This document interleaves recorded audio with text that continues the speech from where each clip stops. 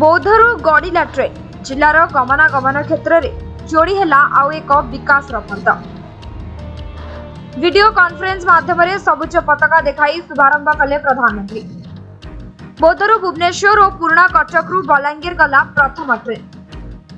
1376 कोटी टंका व्यय निर्मित सुवर्णपुर बौद्ध पुराना कटक 72 किलोमीटर रेल लाइन शुभारंभ करिसेंती प्रधानमंत्री नरेंद्र मोदी। एपटे बौद्ध स्टेशन बौद्ध विधायक सरोज प्रधान, जिलापाल सुब्रत कुमार पंजा और बौद्ध एसपी राहुल गोयल उपस्थित रही ट्रेन को अभिनंदन जणाइथिले।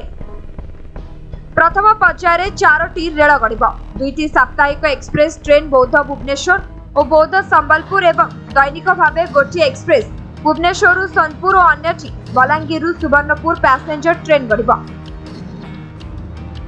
गतकाली बौद्ध स्टेशन एक्सप्रेस और पुराना कटक स्टेशन पैसेंजर ट्रेन शुभारंभ होइछि। अन्यपटे जिलार दीर्घ दिनर आंदोलन आशा आज पूरण होइछि। एबे जोगाजोग, शिक्षा, स्वास्थ्य और व्यवसाय क्षेत्र में जोड़ी है एक माइल खुंट।